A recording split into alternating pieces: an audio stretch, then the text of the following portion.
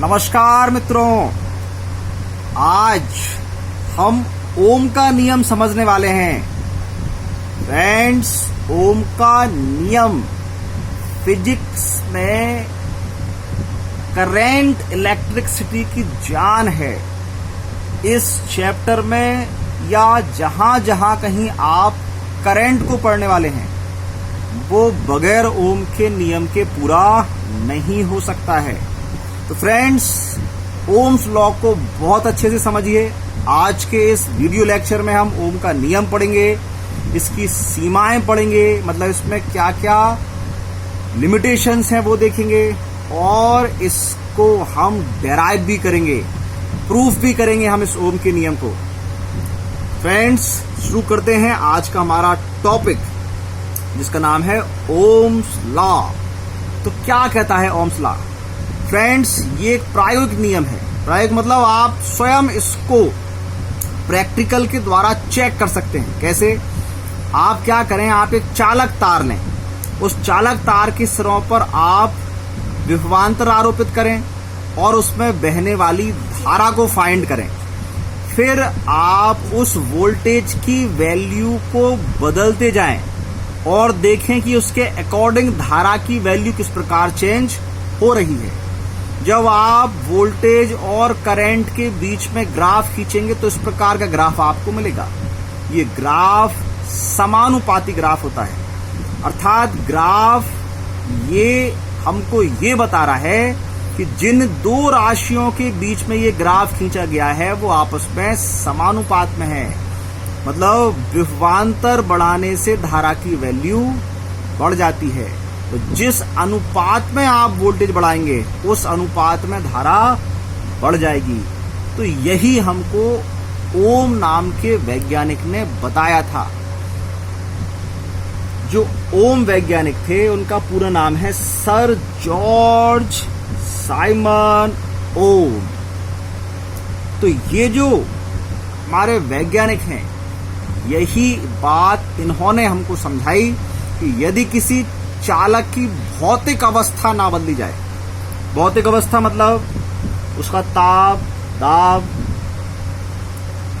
उसकी लंबाई चौड़ाई, ये सब यदि इनमें कोई वेरिएशन ना हो तो उसमें बहने वाली जो धारा है वो उसके सिरों पर आरोपित विभवांतर के समानुपाती होती है। यदि चालक के सिरों पर भी विभवांतर आरोपित किया जाए जिससे उसमें बहने वाली धारा आई हो, V समानुपाती I, समानुपात को बराबर में चेंज करोगे आप तो V की वैल्यू हो जाएगी RI। ये R क्या चीज है? तो आप जानते हैं जब भी समानुपात बराबर में चेंज होता है तो एक नियतांक आता है। तो यहां पर भी R एक नियतांक है जिसे चालक का प्रतिरोध कहते हैं। तो ये जो प्रतिरोध R है, यदि चालक के लिए ये कांस्टेंट है तो आप कह सकते हैं कि उसके सिरों पर आरोपित विभवांतर उसमें बहने वाली धारा के समानुपाती है। लेकिन यदि R की वैल्यू बदल रही है तो फिर V और I समानुपाती नहीं होते। तो इस R को कांस्टेंट रखने के लिए ही यहाँ कंडीशन लगी है कि भौतिक अवस्था ना बदले। यदि भौतिक अवस्था बदल जाएगी तो R की वैल्यू भी बदल जाएगी। यदि R की वैल्यू बदलेगी तो R फिर नियतांक नहीं रहेगा, और जब R नियतांक नहीं होगा तो फिर V समानुपाती I कैसे होगा? इसलिए फ्रेंड्स, इस नियम में सबसे इंपॉर्टेंट चीज यही है कि भौतिक अवस्था तार की नहीं बदलनी चाहिए। अब फ्रेंड्स, ये जो नियम है वो केवल धात्विक चालकों के लिए ही सत्य है। अधातुओं पर ये नियम काम नहीं करता है, या अर्धचालकों के लिए ये नियम नहीं लगता है। आपने आगे जब आप पढ़ेंगे तो ट्रांजिस्टर, डायोड, ट्रायोड पढ़ेंगे हम, ये सब चीजें, तो वहां फिर ओम का नियम काम नहीं करता, वहां अलग नियम चलते हैं। मतलब ये जो V समानुपाती I वाला रिलेशन है ये केवल किसके लिए है? धात्विक चालकों के लिए। इसी नियम को हम इस फॉर्म में भी लिख सकते हैं कि यदि हमने चालक के सिरों पर जो विभवांतर आरोपित किया है उसमें परिवर्तन डेल V कर दिया जाए, जिससे उसमें बहने वाली धारा में परिवर्तन डेल I हो जाए, तो डेल V समानुपाती होता है डेल I के, तो डेल V बराबर RI। तो इस नियम को हम इस रूप में भी लिख सकते हैं। अब हम देखते हैं फ्रेंड्स इसकी सीमाएं। तो सीमाएं आप समझ गए होंगे, मैंने बार बार जिक्र किया था भौतिक अवस्था का, तो यहां वही सीमा लिख रहे हैं कि चालक की भौतिक अवस्था मुख्यतः ताप नहीं बदलना चाहिए, और दूसरा चालक में विकृति उत्पन्न नहीं होनी चाहिए। विकृति मतलब उसकी लंबाई, क्षेत्रफल, उसका आयतन, इसमें कोई परिवर्तन नहीं होना चाहिए। यदि ये दो लिमिटेशंस आपने फॉलो की तो फिर V समानुपाती I होगा। अब ये V समानुपाती I है, ये हमको ओम ने बता दिया है, ग्राफ ने बता दिया है, लेकिन हम इसको डेराइव भी करके लाएंगे मुक्त इलेक्ट्रॉन मॉडल के सिद्धांत के आधार पर। हम ये मान के चलते हैं प्रत्येक चालक में आवेश वाहक कौन है? Free electrons. तो अब इन्हीं फ्री इलेक्ट्रॉन्स के आधार पर हम इस नियम को प्रूफ करने वाले हैं। तो चलिए मान लेते हैं एक चालक तार PQ जिसकी लंबाई है L, अनुप्रस्थ काट का क्षेत्रफल है कैपिटल A, इसके सिरों पर आपने V विभवांतर आरोपित किया जिससे इसमें बहने वाली धारा है I। ये संकेत होता है फ्रेंड सेल का। सेल का बड़ा वाला सिरा पॉजिटिव या उच्च विभव पर माना जाता है, छोटा वाला सिरा नेगेटिव या निम्न विभव पर माना जाता है, और इन दोनों के बीच का जो विभवांतर है वो हम ले रहे हैं V। तो इस V विभवांतर के कारण चालक में जो धारा प्रवाहित होगी उसकी दिशा ये उच्च विभव से निम्न विभव की ओर, इसलिए ये इस डायरेक्शन में है जिसको हमने I माना है। अब इस तार के अंदर की क्या स्थिति है? तो यहां पर हमने माना है कि इसके एकांक आयतन में इलेक्ट्रॉनों की संख्या स्मॉल n है, और क्या माना है? इलेक्ट्रॉन पर आवेश स्मॉल e है, और इनका जो अनुगमन वेग है वो v d है। इतनी चीजें हमको पहले माननी पड़ेंगी। तो जब हमने ये सब चीजें मान ली हैं तो इसको लिखो भैया, लिख कर तो बताना पड़ेगा आप डेरिवेशन में क्या क्या मान रहे हो। यही लिखा है देखो, चित्र में चालक तार PQ जिसकी लंबाई L और वृत्त काट का क्षेत्रफल कैपिटल A, एकांक आयतन में इलेक्ट्रॉनों की संख्या स्मॉल n, प्रत्येक इलेक्ट्रॉन पर आवेश E, इलेक्ट्रॉन का अनुगमन वेग Vd है। अब ये हमने V विभवांतर कर दिया आरोपित, जिससे बहने वाली धारा हो गई I।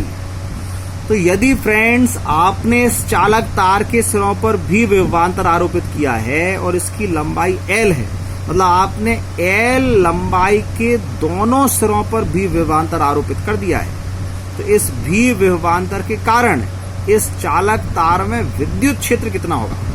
ठीक है, तो तीव्रता और विभवांतर में रिलेशन था, उसी की सहायता से हम कह सकते हैं कि तीव्रता जाएगी हमारी V/L। रिलेशन होता है E = -dV/dx। आपको याद आ गया होगा। यदि भूल गए हैं तो ये मेरा जो वीडियो है तीव्रता विभवांतर में संबंध वाला, उसको एक बार देख लीजिए। ये जो माइनस का चिन्ह है हमने यहाँ क्यों नहीं लिया? क्योंकि हम संख्यात्मक वैल्यू ले रहे हैं, इसलिए माइनस का चिन्ह नहीं आया। अब इसके बाद क्या करें? हाँ, अब इसके बाद आपको जब तीव्रता मिल गई है तो इस तीव्रता के कारण जो इसके अंदर फ्री इलेक्ट्रॉन्स हैं उन पर बल लगेगा ना, तो वो कितना लगेगा? तो यदि तीव्रता है E और इलेक्ट्रॉन पर आवेश है E, तो उस पर लगने वाला बल F = EE। E की वैल्यू ये रख दी अपन ने V/L। तो हम ये समझ गए कि इलेक्ट्रॉन पर इतना बल लगने वाला है, इस बल के कारण उसमें गति होगी। बल वस्तु के वेग में वृद्धि या कमी कर सकता है। यहां पर बल उसके वेग में वृद्धि करेगा, त्वरण उत्पन्न करेगा, तब त्वरण का मान कितना होगा? तो हमने मान लिया यदि इलेक्ट्रॉन का द्रव्यमान स्मॉल m हो तो उसमें उत्पन्न त्वरण A = F/m। ये हम कहां से लाए? न्यूटन सेकंड लॉ, न्यूटन का गति का द्वितीय नियम F = ma। आ गया याद? जी हाँ फ्रेंड्स, तो बस यहीं से हमने लिया A = F/m। अब F की वैल्यू लिख दो आप, तो EV/L, EV/L, m तो चल ही रहा था। तो अब हमको ये पता चल गया है कि इस चालक के अंदर जो इलेक्ट्रॉन गति कर रहा है वो इस त्वरण से गति कर रहा है। ठीक है, तो उसका वेग कितना है, जिसको हम अनुगमन वेग कहते हैं। तो इलेक्ट्रॉन चलता कैसे है? तो मैंने जब आपको अनुगमन वेग समझाया था तो ये बताया था कि इस चालक तार में धनायन भी होते हैं। इलेक्ट्रॉन जैसे ही चलना स्टार्ट करता है, ये धन आयन उसको अपनी ओर आकर्षित करते हैं, तो अपनी ओर खींच लेते हैं। वो इनसे टकराता है, टक्कर खाकर रुक जाता है, पुनः चलना स्टार्ट करता है, फिर टक्कर खाता है। तो इस प्रकार इलेक्ट्रॉन की टक्करें लगातार होती रहती हैं और उसका जो वेग है वो औसत वेग अनुगमन वेग बनता है। तो यहां हम ये मान के चल रहे हैं कि इलेक्ट्रॉन की दो क्रमागत टक्करों के बीच में जो समय लगता है, जिसको हम शांति काल भी कहते हैं, वो टॉ है, टाउ भी कहते हैं इसको। अब अगर इतना समय उस इलेक्ट्रॉन की दो क्रमागत टक्करों के बीच लगता है, तो हम ये समझ गए हैं कि जब उसने चलना स्टार्ट किया था तो प्रारंभिक वेग उसका 0 था, वो विराम में था, क्योंकि जैसे टक्कर खाता है तो रुक जाता है, फिर उठता है, फिर चलता है। तो वो विराम अवस्था से गति प्रारंभ करके इस समय, यही समय था ना टक्कर के, तो टॉ समय में अंतिम वेग vd प्राप्त कर लेता है, क्योंकि इसका औसत वेग हमने vd माना है। तो वो 0 से चलना स्टार्ट करता है और अधिकतम वेग कितना प्राप्त कर लेता है, vd। तो अब अगर वो vd वेग प्राप्त कर लेता है तो उसकी वैल्यू कितनी होगी? तो क्या करें, हमको अंतिम वेग दिया है, प्रारंभिक वेग दिया है, समय दिया है और त्वरण दिया है। तो इसको कहाँ फिट करें? ये सारी चीजें आती हैं गति के प्रथम समीकरण में। तो लगा दिया आपने गति का पहला समीकरण, v = u + at। ये अंतिम वेग है जो vd माना है, u प्रारंभिक वेग है जो कि 0 है, a त्वरण है, ev/ml ये लिख दिया, t समय है जो कि टॉ है। ये टाउ समय जब आप यहाँ पर रखेंगे तो vd की वैल्यू आ गई ev/ml। टाउ मत पढ़ना, इसको टॉ है, टाउ पढ़ सकते हो। तो ये किसकी वैल्यू है? ये अनुगमन वेग vd की वैल्यू है। तो यदि क्वेश्चन आपसे कह रहा है अनुगमन वेग क्या है, इसका व्यंजक ज्ञात कीजिए, तो आपका सवाल यहीं पर समाप्त हो जाएगा। ये अनुगमन वेग का व्यंजक आ गया है, लेकिन हम इसको और आगे सॉल्व कर रहे हैं क्योंकि हमको तो ओम का नियम प्रूफ करना है। ओम का नियम है धारा और वोल्टेज के बीच में, तो धारा बनाओ। तो अनुगमन वेग का धारा से कोई रिलेशन है क्या? तो आप जानते हैं है I = NEA VD। ये NEA same to same, VD की वैल्यू ev/ml, ev/, ये ml लिख दिया। अब हम क्या देख रहे हैं, ये e तो 2 बार आ गया, तो इनटू होगा तो स्क्वायर हो जाएगा, तो NE² a टॉ, ये वोल्टेज का v/ml। तो I आ गया और v आ गया। हमको तो v = चाहिए होता है ना ओम का नियम। तो v = जब आप निकालेंगे तो ये ml यहां जाएगा, ये चारों चीजें आएंगी नीचे, तो v = ml/NE² a टॉ, ये हो गया I। अब यहां पर ये जो राशि है, I को छोड़कर जो कुछ बचा वो सब, इसी का नाम है चालक का प्रतिरोध, जिसको हम दर्शाते हैं R से। तो इसके स्थान पर क्या लिखेंगे हम? R। तो बन गया v = RI। यही तो ओम का नियम है। ऐसे नहीं मानोगे तो ठीक है।